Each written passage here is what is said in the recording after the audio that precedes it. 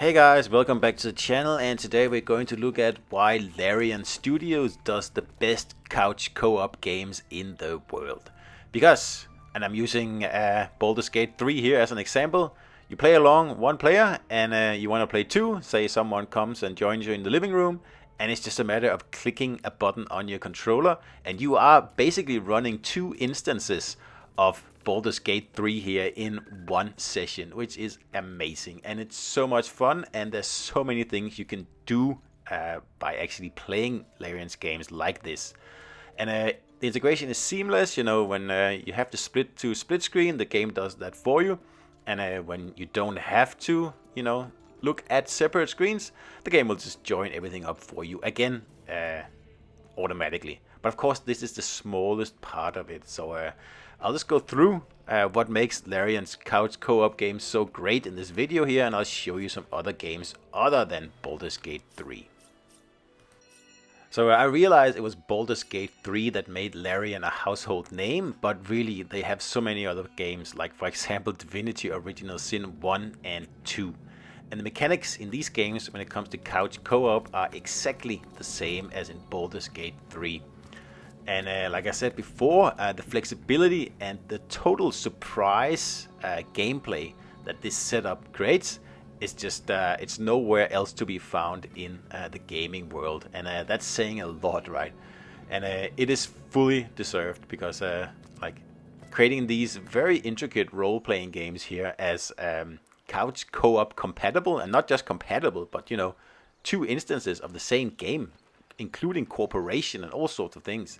So making the gameplay fit two players is also something Larian's really good at. For example, it's always been possible to just zoom back and forth from each other, teleporting to one or the other player back and forth, no problem at all. And like I said before in the intro, starting a two-player game is just so easy. Like if you're just playing one person in the beginning and suddenly you realize, hey, I actually want to play two players, you don't have to even restart or anything like that. You just have the other player join, and that's it. There's really nothing more to it. And once you've done that, like the sky is the limit. Because I'm sure if you've played Baldur's Gate 3 already, you know how deep this game is. It's super deep, incredibly deep. And if you're playing two players, couch co-op, you can time that by 2, probably 3, because the sum is more deep than the sum of its parts, right? Well, the total is more deep. It's really is something that you have to experience, and it really shows how lazy other developers are. For example, The Witcher 3, very similar game, right? But you can only play it one person, and that's just the way it is, because apparently it's too difficult.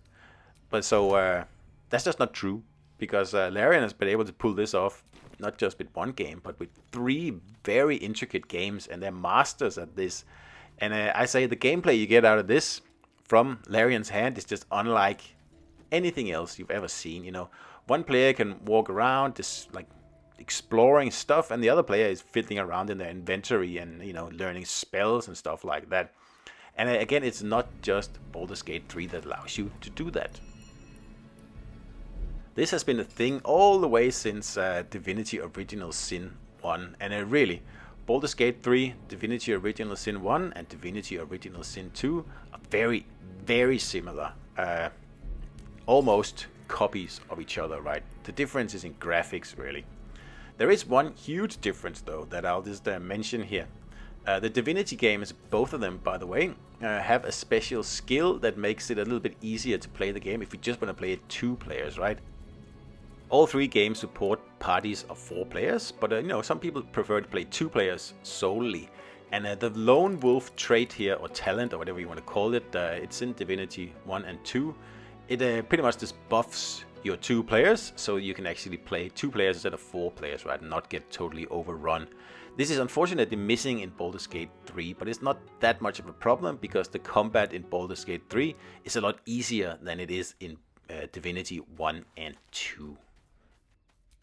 So in other words, you don't have to worry too much about this in Baldur's Gate 3, but in Divinity 1 and Divinity 2, should you choose to play them after watching this video, if you just want to play 2 players, you definitely need to make sure both of you pick the lone wolf talent, right? Otherwise you're gonna get absolutely killed. But again, in Baldur's Gate 3, you can get away with just playing 2 players. If you don't want to play the full party of 4, you can just dismiss 2 players or just not pick them up in the first place and just ignore them for the whole game, right? You just leave them in camp, and then you and your co-op buddy just go on adventures together. And really, that's, in my opinion, the best way to play. I don't particularly like the 4-player parties. So the first, time where you really realize, hey, this is quite a deep thing I've thrown myself into here, is when you start to create a new playthrough. And especially if this is your first time playing Baldur's Gate 3, Divinity 1 or Divinity 2, you will quickly figure out while you are, chatting away with your co-op partner that there's a lot more to this than just picking, an avatar, basically. You'll have to talk about how are we going to support each other. With what magic should I focus on, if you even want to focus on magic. I mean, you can take up swords or backstabbing or all sorts of things, right? There's really no limit here. And even in Baldur's Gate, this goes even further, where you can pretty much complete the game without fighting almost. Of course, there are fights you have to do, but you can be very passive in Baldur's Gate 3. You can do that to a certain extent in the Divinity games as well, but not exactly as crazy as you can do in Baldur's Gate 3. So anyway, back to talking and strategizing, because strategizing is something you're going to have to do the whole time you're playing these games here. But no time is more important than in the beginning, where you are both setting up your character. And of course you can do that at the same time on a split screen as well, which is incredible. It's just so cool. So that really gets the conversation going, right? And you can sit and really pick those very very deep skills up that you have to consider.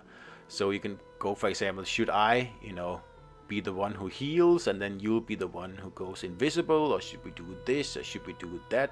And especially if you played through the game once or twice before, this becomes a lot more involved and a lot more strategic, right? Especially if you only play 2 players, because then you're going to have to take on more than just one role, really. But this is part of the fun and part of the challenge in playing like real role-playing games like Baldur's Gate 3 or the Divinity games, because they're not easy games, right? Well, although Baldur's Gate 3 is easier than the other 2, but they're not particularly easy, even if you play it on the easiest difficulty, which you probably should be if you're going to tackle Baldur's Gate 3 only 2 players, by the way. Just a little tip there. So in conclusion, you can pick up any of these 3 games here, and you're going to have a blast, especially if you play it in local couch co-op.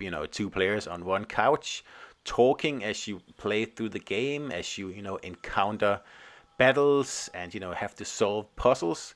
It is one of the greatest experiences in gaming ever created, and it's all down to Larian, and it's just amazing. So I hope you enjoyed the video, and I'll see you out there, guys.